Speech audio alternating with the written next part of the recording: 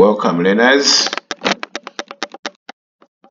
My name is Mr. Pochirola once again. I represent Black Slides Online Secondary School. Black Slides Online is a place where you learn the sciences, namely physics, biology, chemistry, agriculture, and mathematics. If you are watching this video lesson on our YouTube channel, subscribe to the channel. Subscribe to the channel, hit the notification bell so that every time we upload a new material, you become the first to know. Alright, so as per my promise, we continue with revision of papers, mock papers from different schools.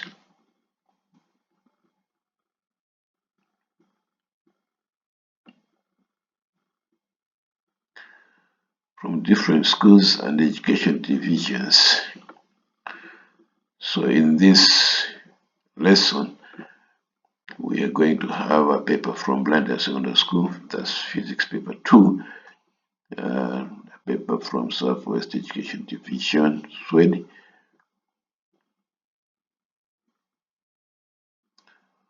and we shall also look at the paper from Loyola Jesuit Secondary School. So welcome, learners, invite your friends wherever they are. It is time to revise papers. And this time we are looking at Physics Paper 2. I'm sure that Physics Paper 2 is coming after the weekend. That's next week. Wishing you all the best. From Black Slides, we are so happy that finally our students are writing exams. And we can't just wait. To see how beautifully they are going to perform in this year's exam. Welcome, learners. So without wasting your precious time, let's begin our business of the day with a paper from BSS. This is Physics Paper 2. Question number 1 requires the candidates to describe an experiment that could be carried out to verify Archimedes' principle. Remind me what Archimedes' principle says.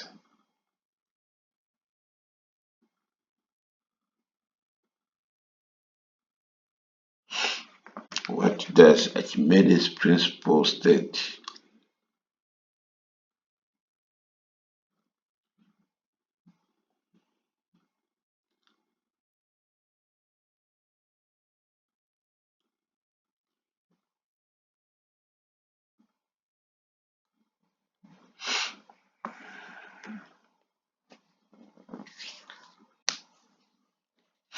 Recall that Archimedes' principle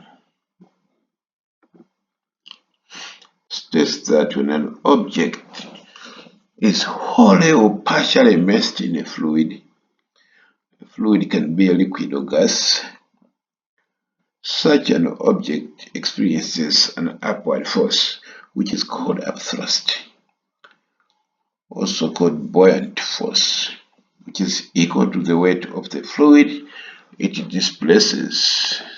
Just for the sake of the coming exam, make sure you remind yourself of different laws and principles in physics. They are quite important, especially during this examination season.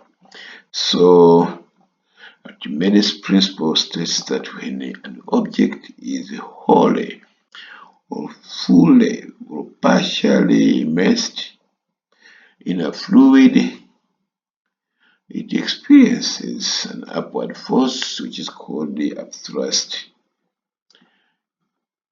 equal to the weight of the fluid it displaces. Welcome, learners. My name is Mr. Paul Chilola. I represent Black Slides, but I'm also a science teacher there. So describe an experiment that could be carried out to verify the Archimedes principle. Let me point out that when you are describing an experiment, do not begin by simply listing materials. Much as that is desirable, but it does not begin to answer the question in any way. So simply go to the description right away, the very first sentence. All right. So as you described, you mentioned the materials also. So materials are being mentioned as you go. Okay. So for this particular experiment, you shall need what is called the Eureka can. So do not just write materials, Eureka can, this measuring cylinder, water, this. No. Just go straight to say what you are going to do. So pour water into the Eureka can until it is full and just starts to drip from its spout.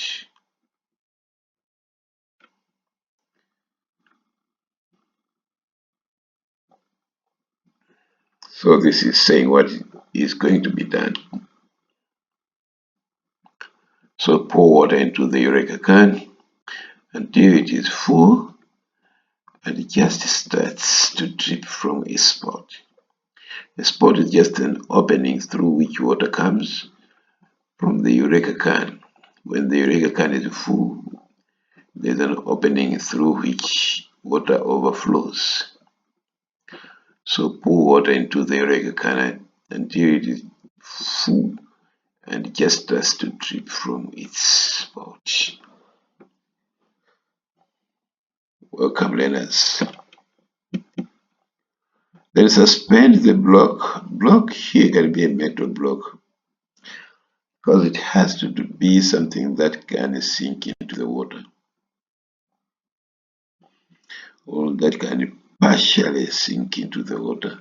So suspend the block from the spring balance and record its weight in air as W1. So you hang the object, a metal block, to the spring balance, and then you record the spring balance is going to give you the weight of the object. So record it as W1.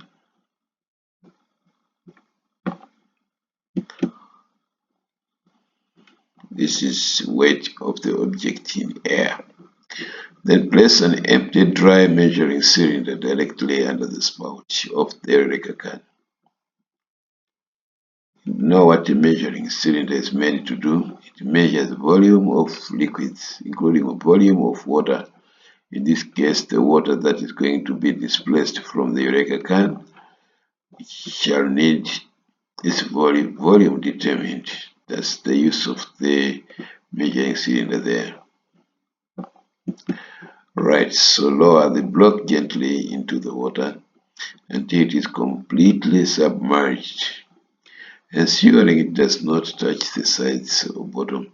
Right, so while the block is still suspended to the spring balance, you lower the block gently into the water, into the Eureka can, until it is completely submerged, ensuring it doesn't touch the sides or the bottom of the Eureka can. Note the new reading on the spring balance, call it W2. So this is the weight of the block in water. So we have two weights here. We have the weight of the block in air and the weight of the block in water. So you wait until normal water flows out. This water is the volume displaced by the block. Alright.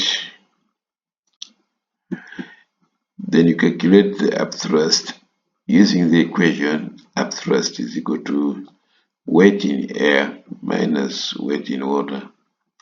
Weight in air is in most cases bigger than weight in a fluid such as water because of upthrust that pushes on an object immersed in it. Measure the volume of water in the cylinder, then calculate its weight using mg.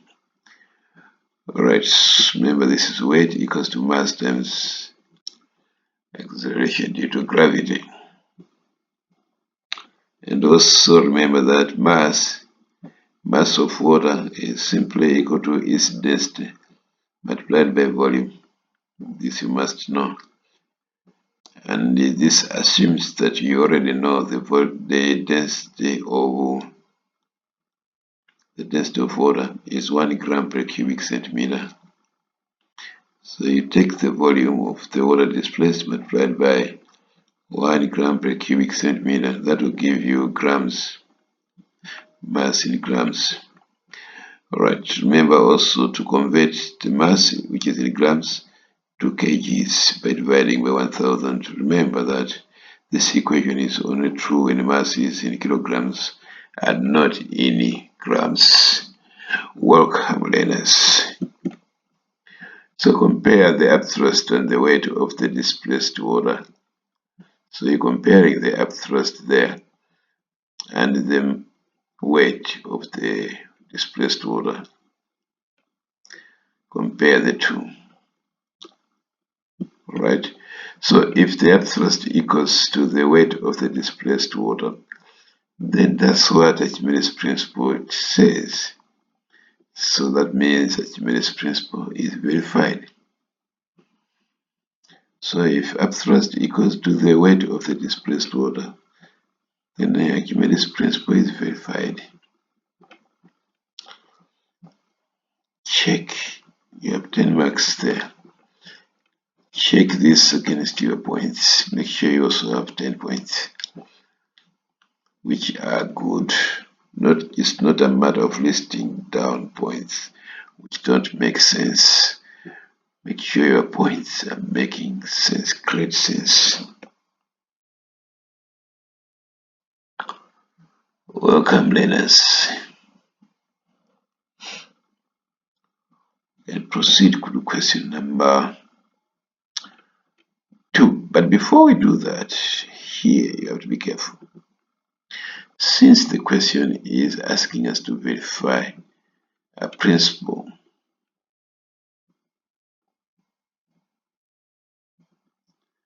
it is important to finish your description with the condition. If upthrust equals to the weight of the displaced water, then Archimedes' principle is verified. Do not say it will be seen that, or it can be shown that, it can be seen from the results that upthrust equals to weight. As stated by Archimedes' principle. Okay, understand this. You need to simply close by using a condition tense. Condition clause. So if upthrust equals the weight of displaced water, then Archimedes' principle is verified. We are saying if because we compared the two here, upthrust and weight. So we are saying having compared, then depending on their equality, if the two are equal, then Archimedes' principle is verified. That's what Archimedes' principle states. It states that When an object is wholly or partially immersed in a fluid, it experiences an upthrust, which is equal to the weight of the displaced liquid. So we have those here. We have weight of displaced liquid and the upthrust. If these two are the same, they are equal, then Archimedes' principle is true. Very true.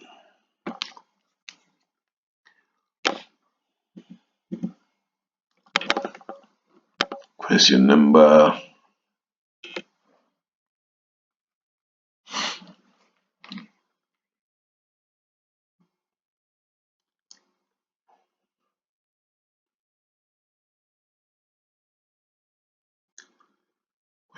2.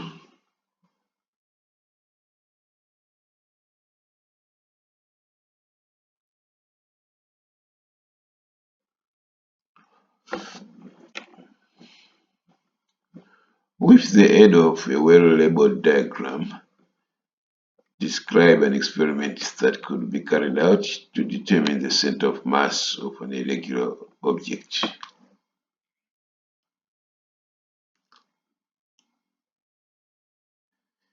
So in this question, there are terms, concepts that need to be understood, or that the examiners assume you already know.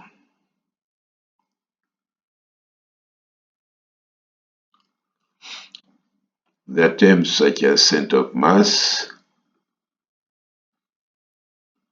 and irregular objects. So unless the examiner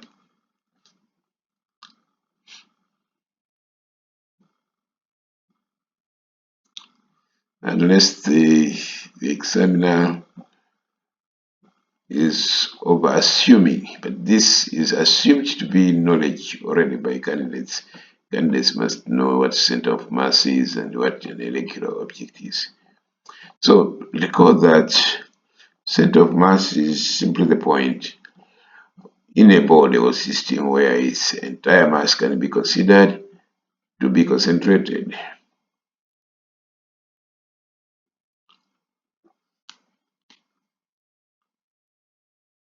For a uniform 100 centimeters ruler, its center of mass is on 0.50 centimeters, or in the middle.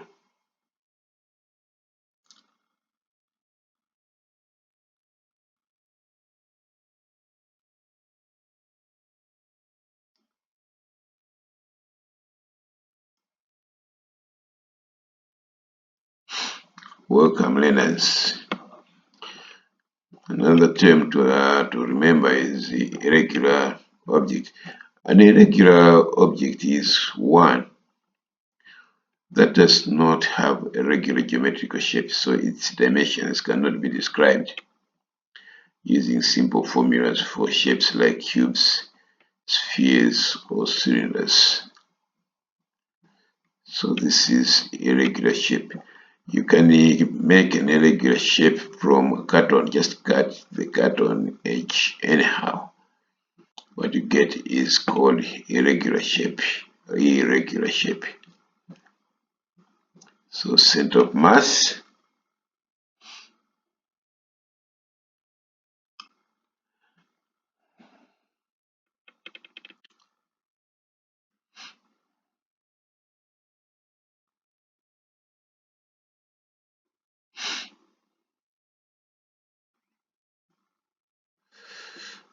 center of mass is simply the point on an object where most of its mass seems to be concentrated, where all its mass appears to be concentrated.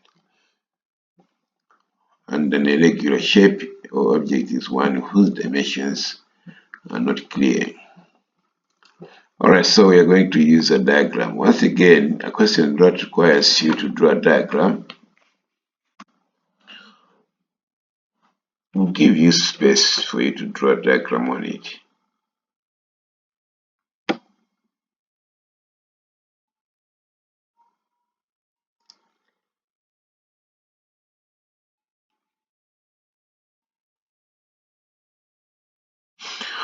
Welcome, learners.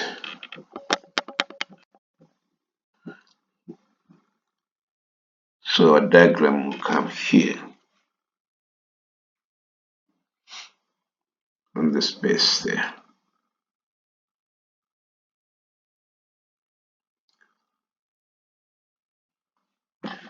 So this is the diagram that is required.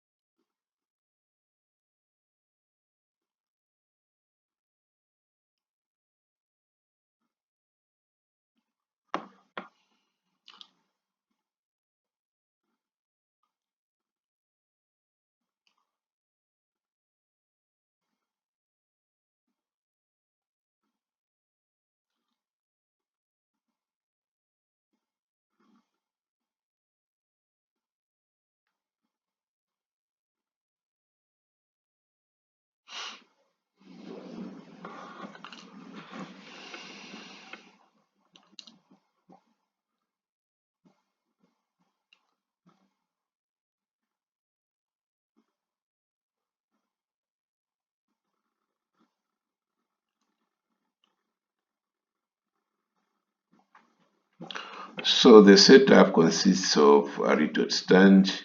We have two of them. We have here another one. And then we have this rod supported by the two clamps here. We have a clamp there, a clamp. And then we have our regular object which is cut off from carton.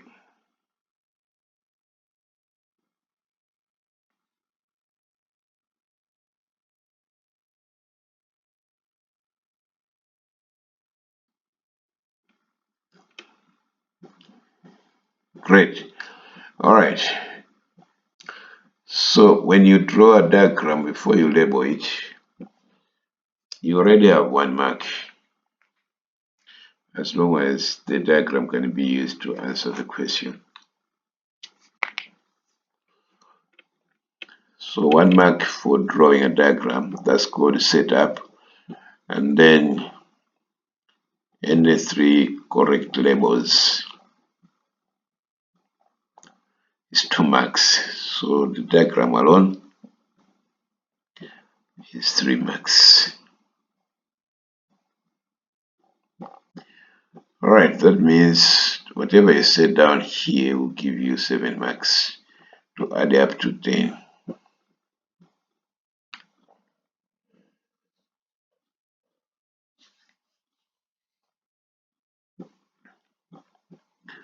Alright, so the description includes the following. Suspend the irregular object from a pin on a retort stand using a hole near its edge. So there's a hole, you make a hole there, and then insert a string nicely into it and tie it. Make sure that it's vertical, like this. Then just right at the same point, you hang a plumb line. This is called a plumb line, this one, from the same suspension point here, and allow both of them to come to rest. Both the irregular object and the plumb line, the string, should come to rest. Should not be swinging this way, this way, this way, not shaking. Should be stable. Mark the vertical line indicated by the plumb line. So this is the plumb line.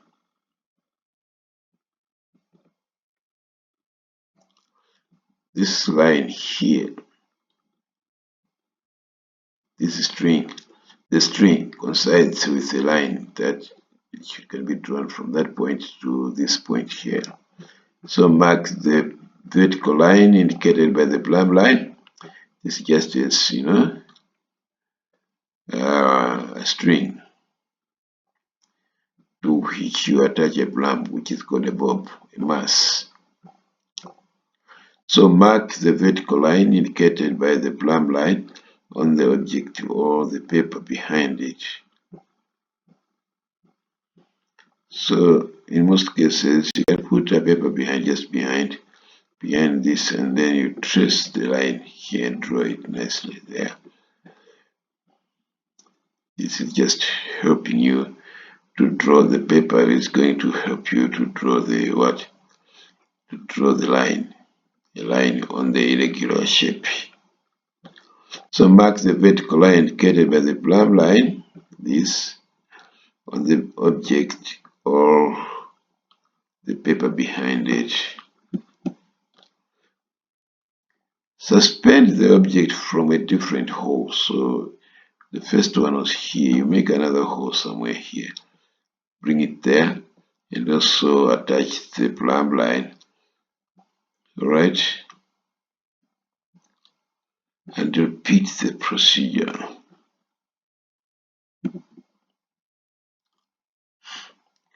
Then draw the second vertical line corresponding to the new suspension point. So you have two lines there. So identify the point where the two vertical lines intersect or meet. Alright. Once that is done, note the point where the two lines are going to intersect. To intersect means to cross one another. So the intersection of the lines is the center of mass of the irregular objects. So if you try to support this on your finger, the cardboard, this one is going to be flat, to be horizontally supported, to show that the point where the two lines met is what is called the center of mass. Welcome, learners. So once again, you have 3 marks for the correct diagram, 1 mark for drawing the diagram before labeling it, then 3 labels at least, that's 2 marks. So you have 3 marks plus the 7 relevant points to give us 10 marks. Welcome, learners. Welcome to Southwest Education Division, Sweden.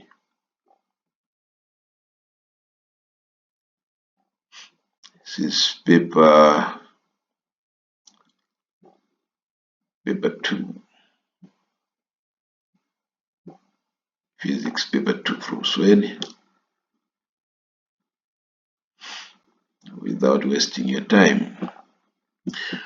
Question number 1. With the aid of a well-labeled diagram, describe an experiment that can be done to show whether liquid pressure is affected by density of the liquid using a liquor bottle.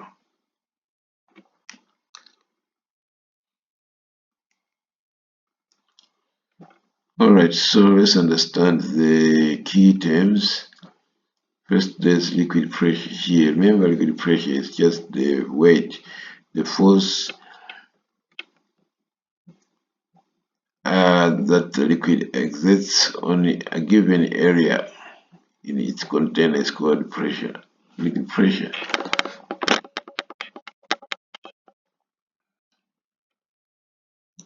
So remember that liquids exert pressure at the bottom of the container in which they are placed, and that it is affected by density of the liquid.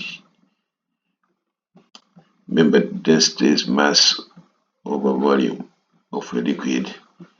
Alright, so we have less dense liquids, and there are denser liquids like that. Okay, some liquids are more dense than others. Some liquids are less dense than others. So how does that affect liquid pressure? the weight acting per unit area perpendicularly. So we are already taught to use a material apparatus called a leaky bottle, from the word leaking, or allowing liquid to come out. Welcome, learners.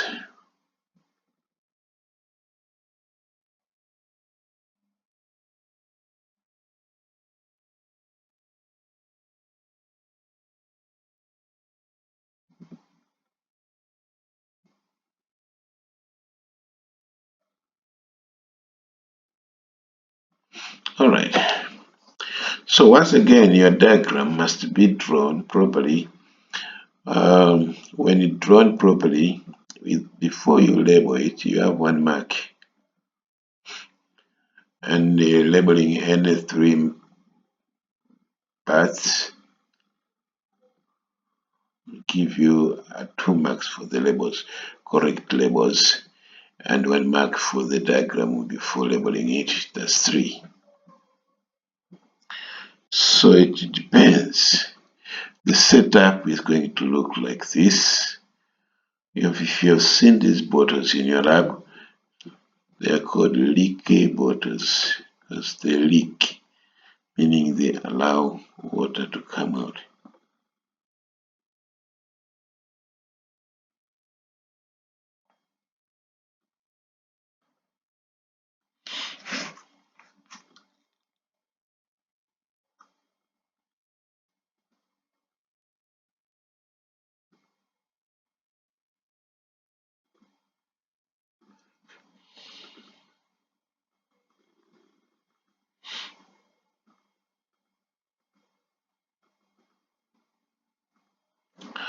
Welcome, learners. So a quick look at the diagram. We'll see this is a bench. This is the bottle.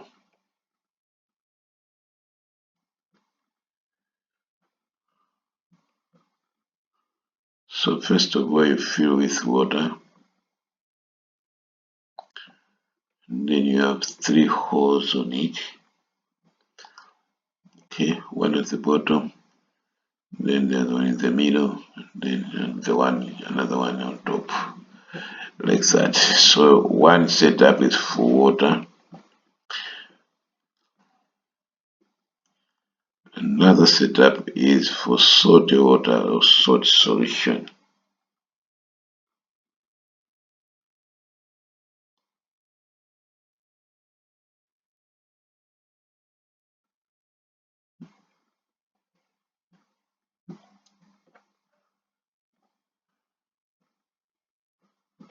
Okay, so these are liquids of different densities. We have salt, which is denser than the water.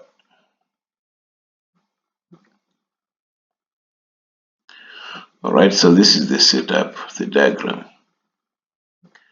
So by drawing, we can give 2 marks to each of them. Alright, the diagram 1 mark, and then labels 1 mark. So altogether this diagram is 4 marks.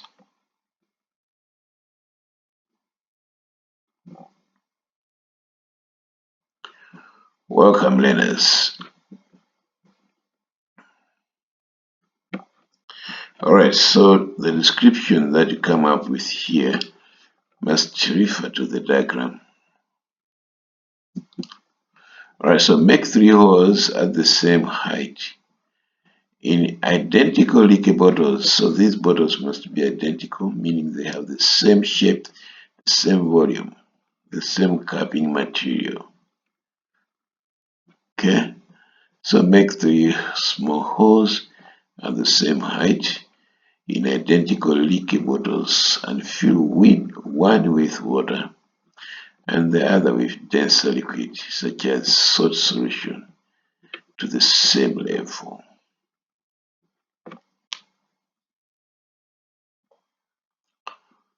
Okay, Then place the bottles on a bench like shown here and allow the liquids to flow out through the hose.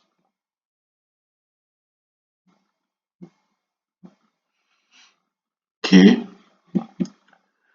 Observe and compare the distances traveled by the liquid jets from each bottle. So you compare the distances. Alright. When making comparisons, make sure that you are looking at jets or liquids coming from the same type of hole. If you're comparing the bottom one, make sure you compare the distance that this one covers and the distance this steady hole is allowing water to come out of the bottle. Right, so record which liquid produces the jet that travels further. Okay, in other words, you look at which one is throwing water at a greater distance.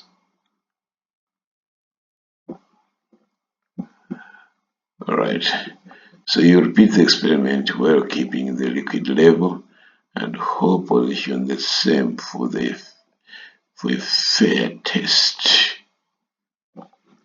Okay, so in this case, if the distances are different, then liquid pressure is affected by the density of the liquid. The denser the liquid, the denser liquid exerts greater pressure and produces a jet that travels further. So since here you are looking at effect of one thing on another, effect of one variable on another, for questions like that examine effects of things, make sure you finish the conclusion by saying if this, then that. Welcome learners. Number 2, with the aid of well-labeled diagram, describe an experiment that can be done to find the acceleration of a trolley moving down an inclined plane using a ticker tape and timer. I'm sure you know a ticker timer and a ticker tape. This is about motion of a trolley on what is called a ramp or inclined plane. How do we use that to find acceleration? Alright, so describe an experiment that can be done to find acceleration. Remember, acceleration is the rate of change of velocity, or final velocity minus initial velocity divided by time taken to bring about that change. Alright, so the setup they wish us to draw is this one here. Take a note. So we have an inclined plane which is made of planks,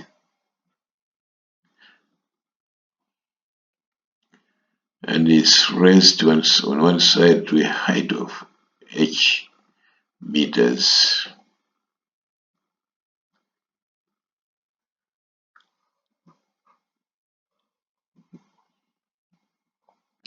Then clamp the ticker tape timer. This is ticker timer. It uses electricity. Once turned on, it's going to pull this. It's going to pull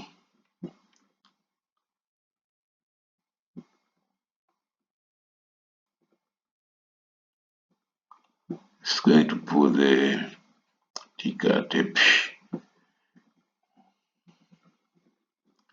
So as this is being pulled, the ticker tape is going to pass through the ticker tape timer, and small dots are made on it as it is passing. So this is the setup. The diagram without labeling is 1 mark. 3 correct labels on the diagram is 2 marks. That's 3 marks altogether. Alright. So whatever is said down here must support the diagram. You are talking to the diagram. Alright, so clamp a ticker timer.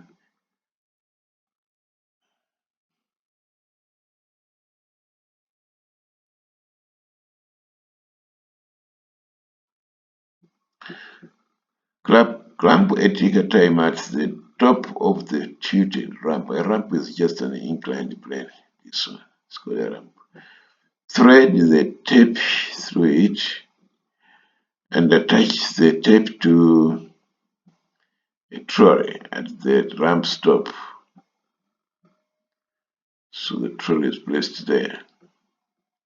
This is where you clamp the ticker timer. This is a ticker timer.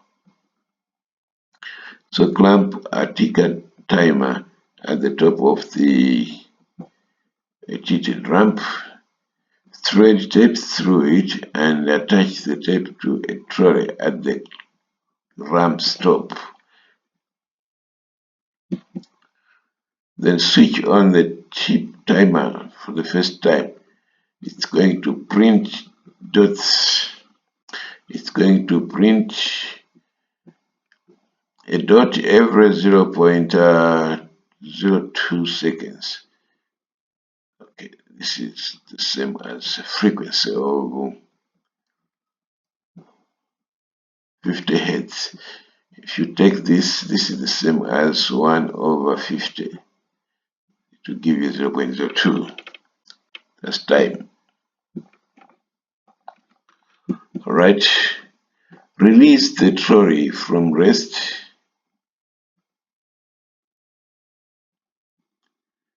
Release the trolley from rest. In other words, from 0. So it rolls down freely, pulling the tape through the timer.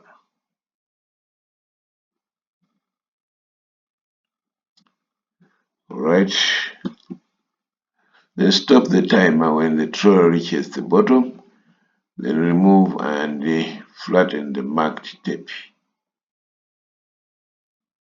So you lay the marked tape on a table. It's going to have some dots on it that have been marked by the ticker tape timer.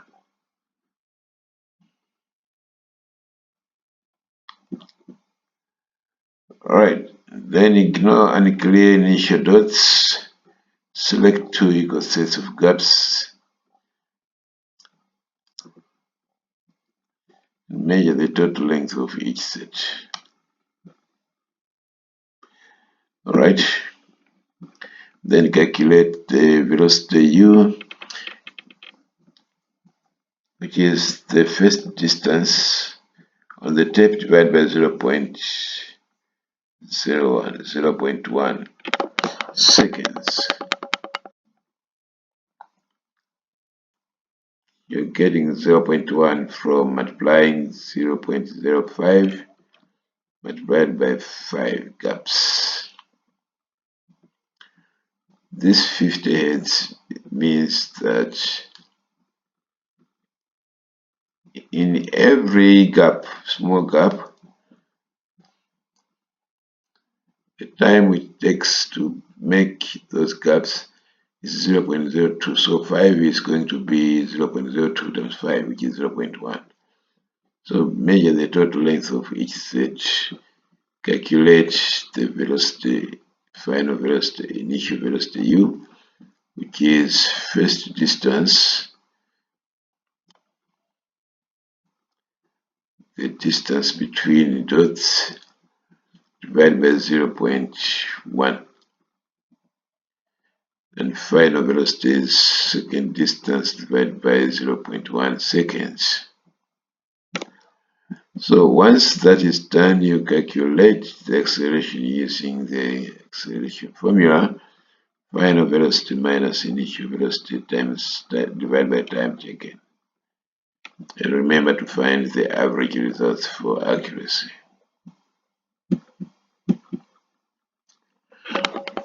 Lastly, let's look at the Loyola paper. Paper 2. Physics paper 2.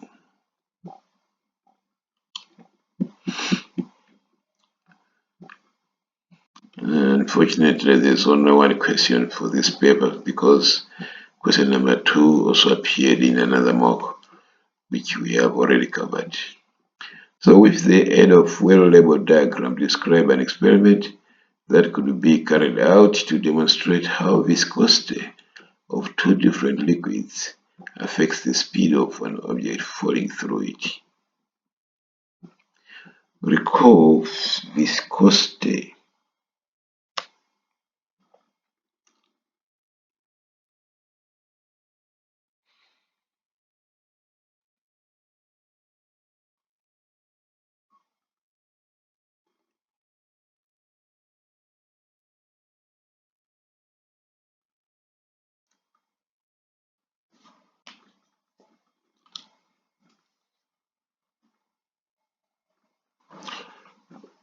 Viscosity of a liquid is simply the property of a liquid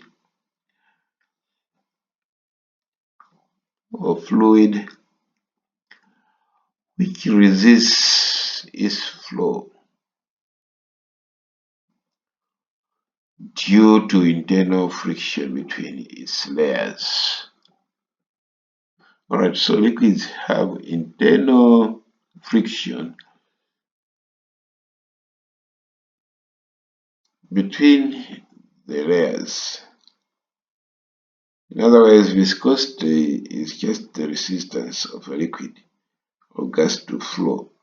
For example, honey has a higher viscosity because it flows slowly, and water has a low viscosity because it flows easily. Engine oil is more viscous than water.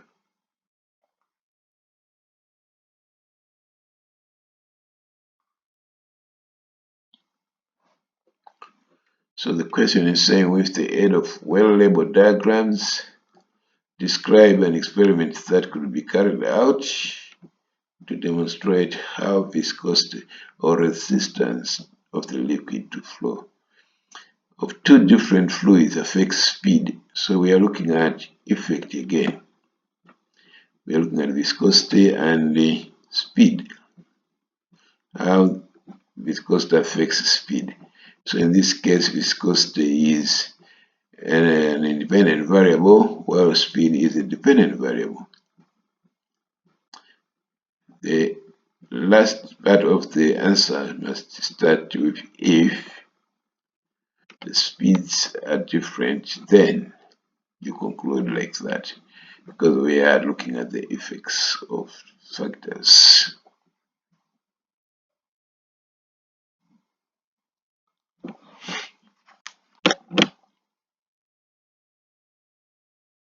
Welcome, learners. So the setup is going to look like this. We have two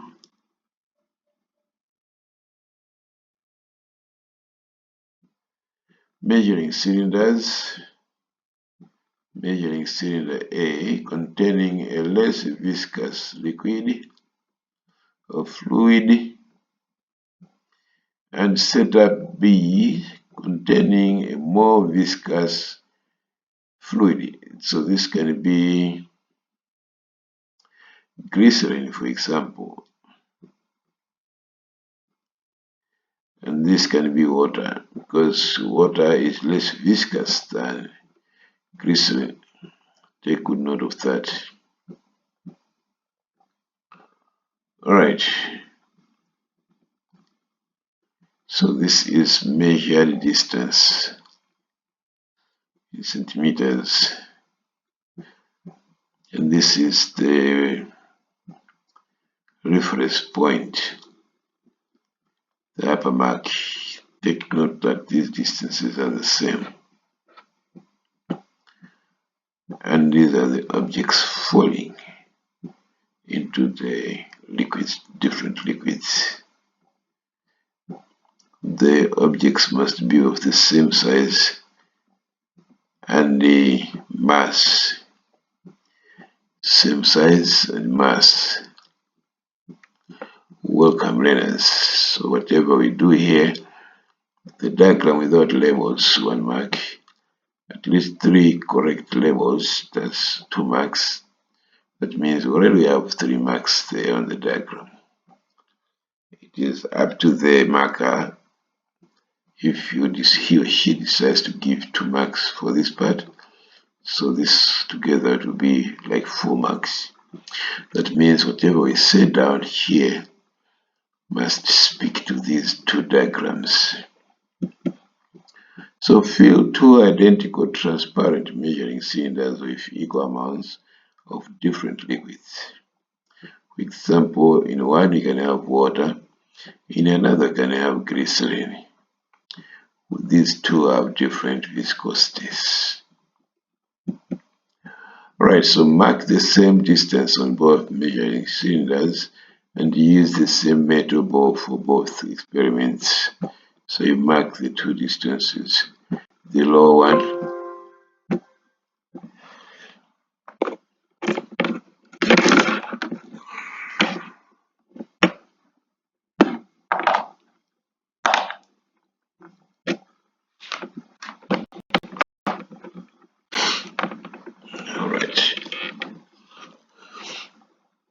So mark the 2 distances at the same level. We have the upper mark and the lower mark.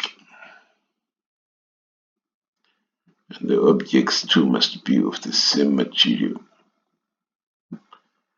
same shape. Take note, and then we have a stopper here on both. Stopper is important in order to prevent the effects of atmospheric pressure. So it's advisable to stop both. Alright, so fill 2 identical transparent measuring cylinders with equal amounts of different liquids. For instance, water in one cylinder and glycerin in the other. These 2 have different viscosities. Mark the same distance on both cylinders and use the same metal ball for both experiments.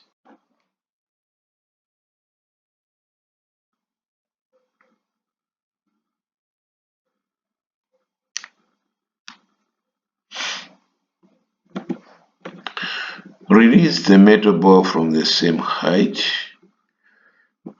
into each liquid without pushing it and start a stopwatch immediately. So we are looking at which one travels the fastest or which one will travel with greater speed than the other. So release the metal ball from the same height into each liquid without pushing it and start a stopwatch immediately. Record the time taken by the ball to travel between the 2 marked points in each liquid. Alright, that's your observation there, the time taken to travel from this upper mark to the lower mark. So repeat the experiment several times and calculate the average time. Remember that in an experiment you can't rely on a single measurement. So determine the speed of the ball in each liquid using the equation.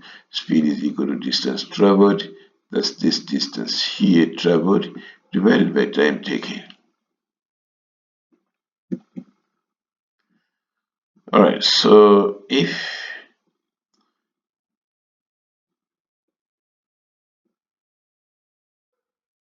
think we have skipped a very important point here. After repeating, you have to say compare. Compare the 2 speeds. Compare the speeds. Alright, and then if the speeds are different, then the viscosity, that's how you finish off. Do not judge by saying it will be observed that the speed of the ball in glycerin is going to be less than the speed of the ball in water. Don't say that because you are not doing the experiment. You are just describing. So you have to finish by giving a condition. If the speeds are different, then the viscosity of a liquid affects the speed of an object falling through it, which is what we were asked to describe. Welcome, learners. My name is Mr. Pochilola. I wish you wonderful study and preparation for paper 2. In case you need this video, watch this up to the end on our YouTube channel. If you are learning on our main classroom, you're welcome. Invite your friends. Remember that Form 3 classes for the 2026 academic year have opened already. Classes have already started. So don't hesitate to join us. Simply send us a text message on the numbers that have been shared before. My name is Mr. Pochilola once again.